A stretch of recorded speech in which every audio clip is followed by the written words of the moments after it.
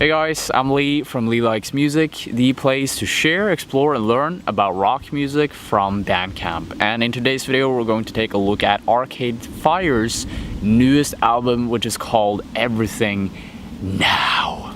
So that's coming up. Before we get into the album review, let's talk a little bit about Arcade Fire's background story. Arcade Fire is an indie rock band from Canada who paved the way in the early 2000s for this unpolished, artistic, and very emotive type of rock music. Their 2004 debut release, Funeral, is seen as, in my view at least, as a masterpiece, and I know that there's a lot of fans out there that would agree with me on that statement.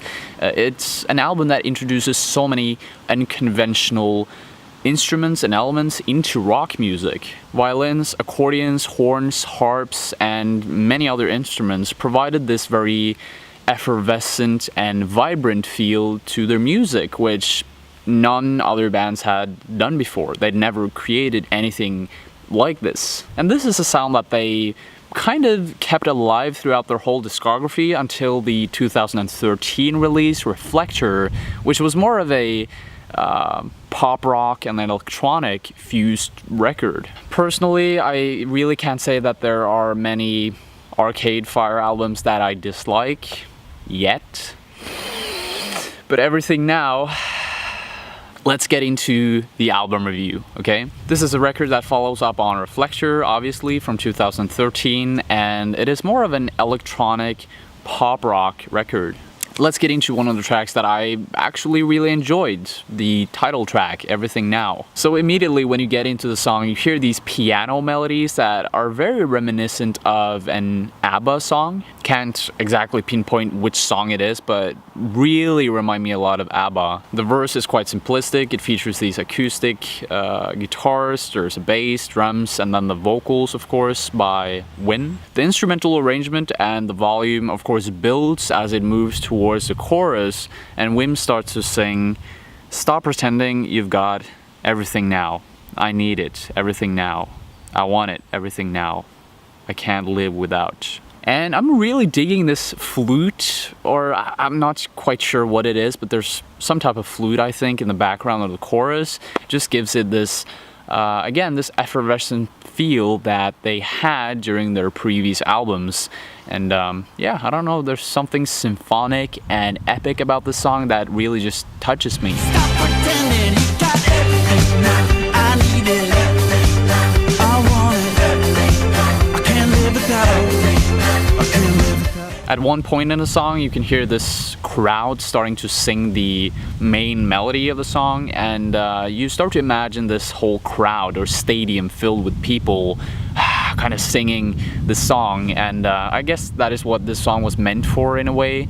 They wanted it to be more of a stadium, epic, loud thing. But then, when you departure from this song and move throughout the album, you have songs that really don't give off that much value. Signs of Life, Creature Comfort, and Peter Pan, you know, these songs are okay, especially the first two that I mentioned, but for some reason they just didn't offer me anything that was unique. I mean, Arcade Fire, they used to be more of a rock, baroque pop band, you know, but nowadays they're moving into this very pop and electronic influence scene of music that so many other artists have already gained ground in, and so many people are doing it better than them. For example, Moth by Chairlift, that was an amazing album. Go and check it out. It's a bit similar to this. Now, I don't like to talk about bad music, but I gotta challenge myself a little bit here. So the fifth track, Peter Pan,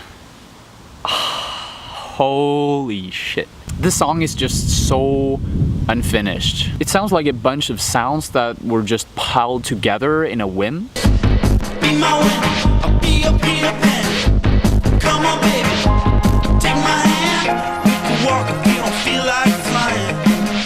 Another thing that kind of steps on my nerves a bit is how much this sounds like a one-man project instead of a six-man band effort.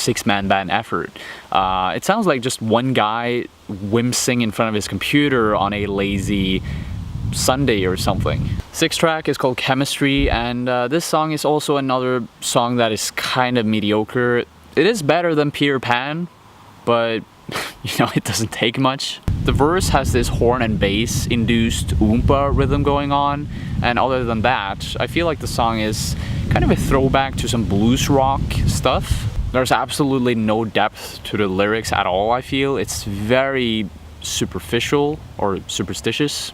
Superficial, yeah. Dance with your boyfriend all night long. Tell him you really, really love his song. Close your eyes, it's me you're gonna see. There ain't no way to fake it.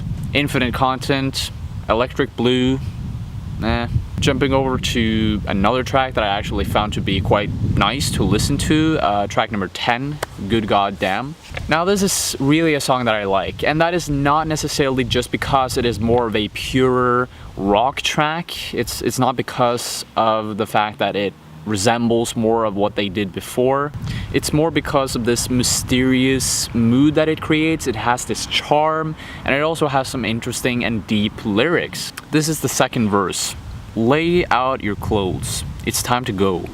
It's always darkest before the dawn. The sun never shows. I could say goodbye. To your so-called friends, maybe there's a good God. Damn.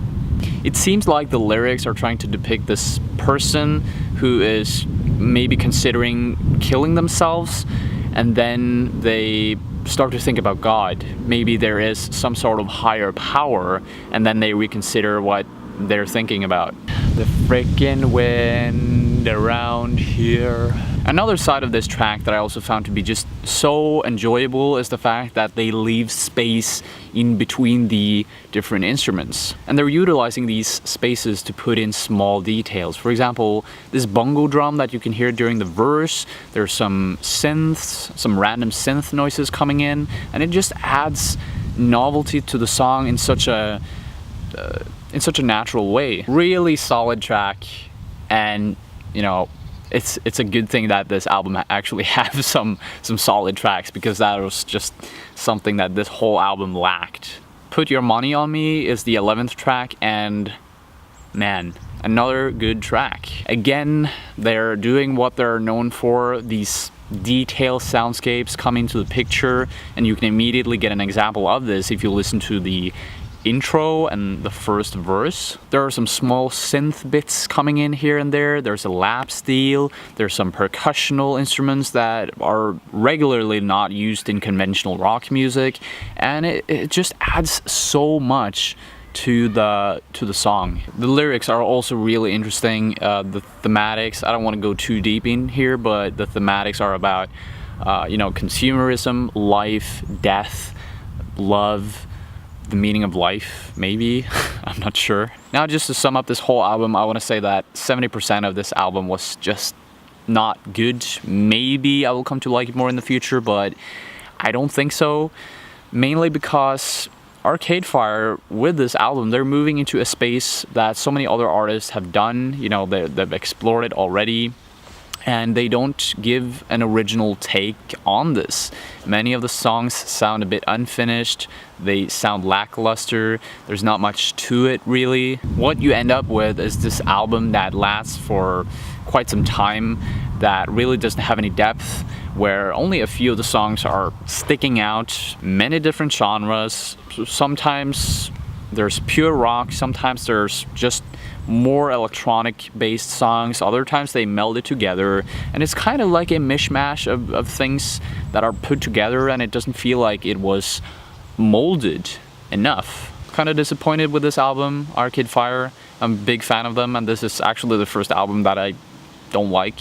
4 out of 10, 4, not a 5, actually a 4 out of 10. So yeah, that's it guys. If you like to share, explore, and learn more about rock music and obscure rock music from Bandcamp, because that is what I mainly do on this channel, then I highly suggest you click the red subscribe button below. Also make sure to hit that bell icon beside the subscribe button, because in that way you'll always get notified when I upload new videos to this beautiful place right here. I hope to see you later. Stay tuned. Bye.